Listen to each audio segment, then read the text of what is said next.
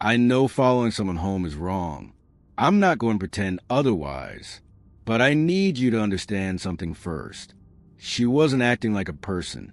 She was standing completely still in the cold, arms at her sides, not blinking, not moving, just standing there like something that had learned what a person looks like, but hadn't quite got it right. And when I tried to walk away, she followed me, same pace, same distance, every turn I made. So yes, I followed her home, and I wish I hadn't, because now she knows where I live too. This is what happened. I need to be upfront about something. I know how the title sounds. I know following someone home is wrong. I'm not trying to justify it. I'm just trying to explain what happened, and why I'm still not sure what I actually saw that night. It started on a Thursday, late October. I was walking home from work around 11 p.m.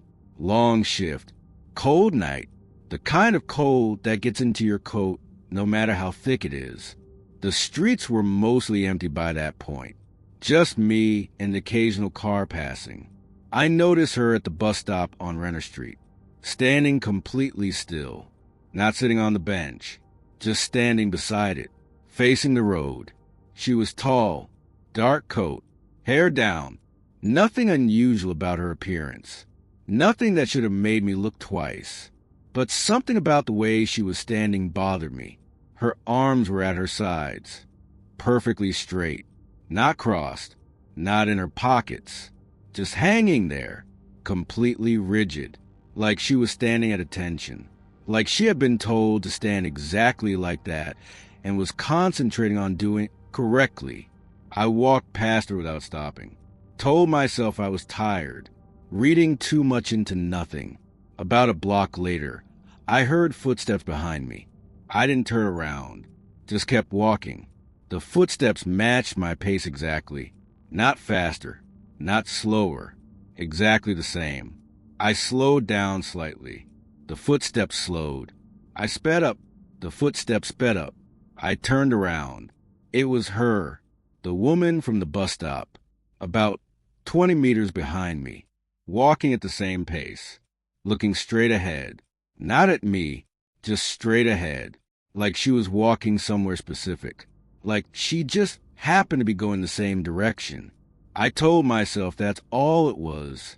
Same direction. Coincidence. This is a city. People walk the same streets. I turned left at the next block, a direction I don't normally go, a longer route home. She turned left too, still 20 meters behind, still the same pace, still looking straight ahead.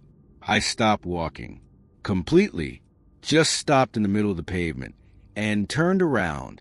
She stopped too, exactly when I did, standing completely still, 20 meters away, looking straight ahead, not at me, past me, like I wasn't there.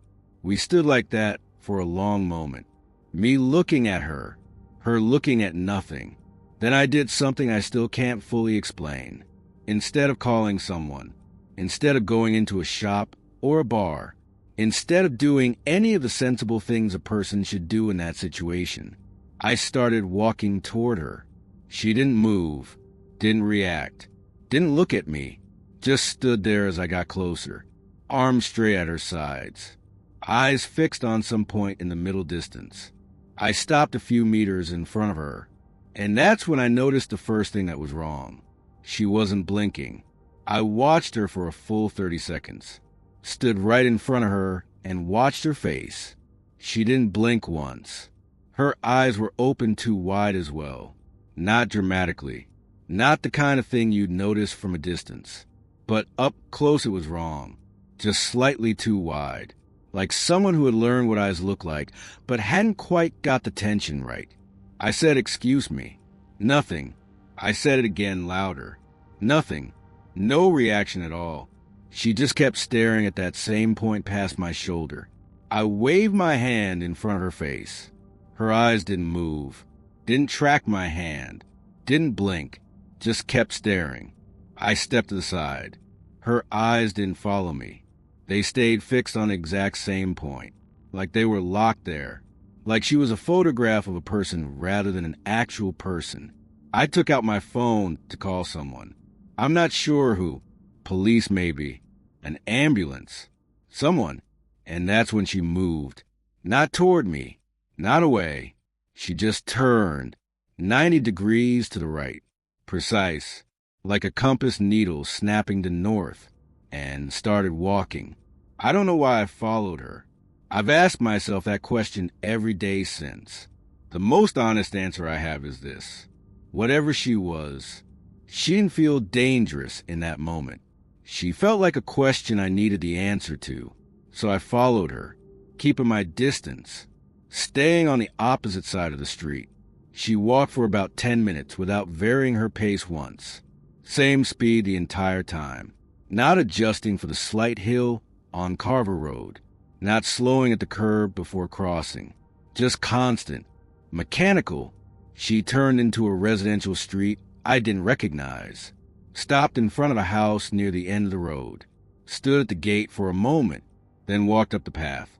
Took out a key. Opened the front door. And went inside. The lights in the house didn't come on. She went inside, and it stayed completely dark. I stood across the street looking at that house for a long time. Every window dark. No movement. No sound. Then I noticed something about the house next door.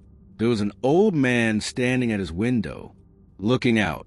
Not at the house she had gone into. At me. I raised my hand. A small wave. He didn't wave back. He just shook his head slowly. Once. And stepped back into the dark of his room. I went home, but I went back the next morning, and that's when things got worse. I went back to that street the next morning. I told myself I just wanted to see the house in daylight, see if it looked as strange as it had the night before. It looked worse. The garden was completely overgrown, not just unmaintained, dead. Everything in it was brown and flat, like nothing had grown there in years. The windows were all dark, not curtained, just dark, like the glass itself was absorbing the light rather than reflecting it. The paint on the front door was peeling in long strips. The letterbox was rusted shut. It looked like a house nobody had lived in for a long time. I knocked on the door of the old man next door, the one who had shaken his head at me the night before. He answered quickly, like he had been expecting me. He was in his 70s maybe, thin, careful eyes. He looked at me for a moment before saying anything. Then he asked if I had followed her home. I said yes. He nodded slowly, like that was the answer he had expected and didn't want. He asked me to come inside. We sat in his kitchen. He made tea without asking if I wanted any. Put the cup in front of me and sat down across the table. He told me the house had been empty for 11 years. Nobody had lived in it since the family who owned it moved out in a hurry. He didn't know the details of why they left. Just that one week they were there, and the next week they weren't. Took almost nothing with them. Left most of their furniture inside. I asked him about the woman. He was quiet for a moment. Then he said he had seen her before. Several times over the years. Always at night. Always going into that house. Always alone.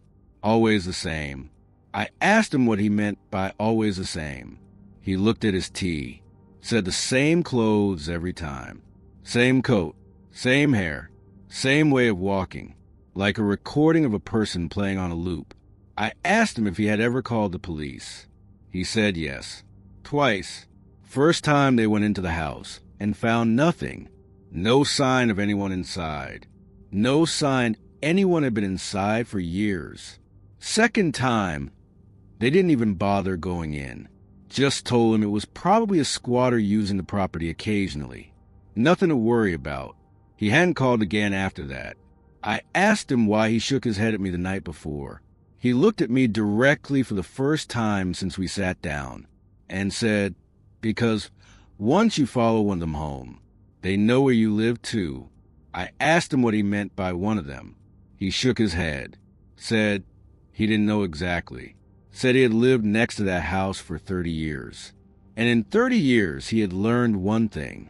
Whatever goes into that house at night, it doesn't sleep, it doesn't eat, it doesn't live the way we live. It just goes in and waits. I went home after that, checked my locks, told myself I was letting an old man story get into my head.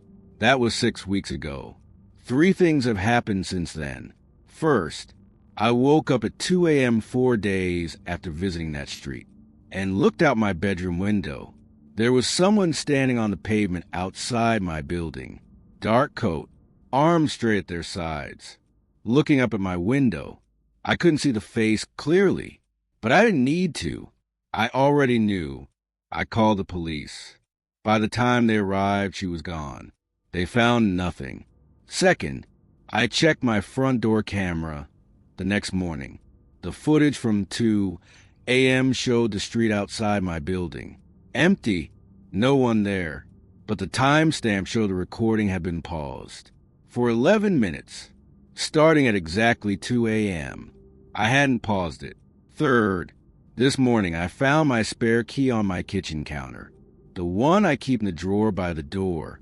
It was sitting in the middle of the counter, facing the front door, like someone had taken it out, looked at it, and put it back in the wrong place. I haven't slept more than 2 hours at a time since then.